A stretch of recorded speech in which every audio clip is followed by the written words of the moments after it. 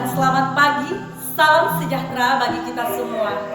Jumpa lagi dalam kasih Tuhan melalui Mimbar Tosarani pada hari Kamis 28 Mei 2020. Untuk mengawali aktivitas kita pada pagi ini, kita akan membaca dan merenungkan firman Tuhan. Namun sebelumnya mari kita berdoa. Bapa di surga, terima kasih atas perkenan-Mu saat ini. Kami masih boleh hidup sebagaimana Tuhan kehendaki dalam pelayanan dan dalam rumah tangga kami masing-masing, bahkan dalam sosial masyarakat kami yang saat ini diperhadapkan dengan situasi suka dan duka silih berganti. Namun kami tahu kasih-Mu Tuhan tidak pernah berakhir dan berkesudahan di dalam Yesus Kristus. Saat ini Tuhan, kami akan membaca dan merenungkan firman-Mu. Melalui hamba-Mu ini mohon hikmat dan kuasa-Mu Tuhan untuk memenuhi kami semua dalam menyambut Injil kabar sukacita di dalam Yesus Kristus, Sang Kepala Gereja, sumber keselamatan bagi kami semua. Inilah doa kami ya Tuhan, kami serahkan ke dalam nama-Mu Tuhan Yesus. Kami siap menyambut firman-Mu. Haleluya, amin. Mari kita buka Alkitab kita. Pembacaan kita pada hari ini terambil dari Kitab Keluaran pasal 19 ayat 1 hingga 9. Tuhan menampakkan diri di Gunung Sinai.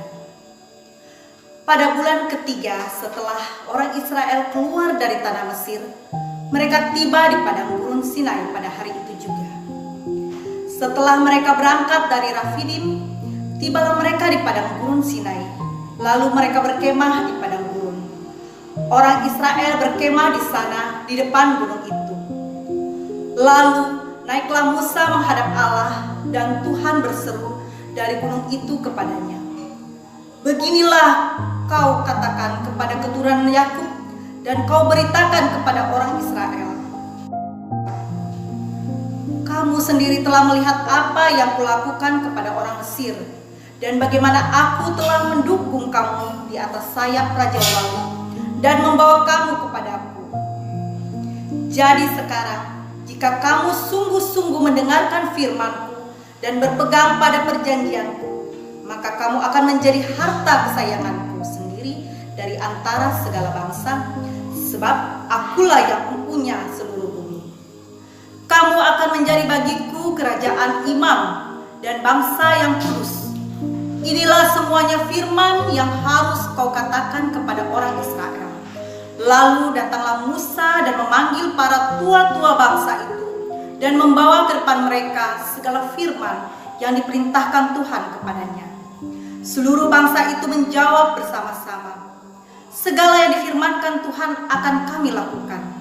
Lalu Musa pun menyampaikan jawab bangsa itu kepada Tuhan. Berfirmanlah Tuhan kepada Musa, sesungguhnya aku akan datang kepadamu dalam awan yang tebal, dengan maksud supaya dapat didengar oleh bangsa itu apabila aku berbicara dengan engkau, dan juga supaya mereka senantiasa percaya kepadamu. Lalu Musa memberitahukan perkataan bangsa itu kepada Tuhan. Demikianlah firman Tuhan. Bapak Ibu yang sangat dikasihi Tuhan, pembacaan kita pada hari ini mengangkat tema kudus karena dikuduskan, yang dalam bahasa Toraja maindan dilana di pamaindan. Kudus karena dikuduskan. Bapak Ibu, bangsa Israel keluar dari tanah Mesir dan berada di padang gurun Sinai pada bulan ketiga. Musa menerima firman Tuhan yang disampaikan langsung oleh Tuhan kepadanya untuk disampaikan kepada bangsa Israel bahwa mereka telah melihat perbuatan-perbuatan besar Allah di depan mata mereka, serta menuntun orang Israel sampai di Gunung Sinai. Tuhan mengingatkan kembali perintahnya kepada bangsa Israel bahwa jika mereka berpegang pada perjanjiannya, maka mereka akan menjadi harta kesayangan Tuhan di antara segala bangsa, sebab Dialah yang mempunyai seluruh bumi. Bangsa Israel akan menjadi kerajaan imam Tuhan dan bangsa yang kudus. Musa segera menyampaikan firman Tuhan itu kepada bangsa Israel dengan memanggil para tua-tua bangsa Israel serta menyampaikan segala firman yang diperintahkan Tuhan kepadanya. bangsa itu merespon firman dan menjawab bersama-sama. Segala yang difirmankan Tuhan akan kami lakukan. Lalu Musa pun menyampaikan jawaban bangsa Israel itu kepada Tuhan.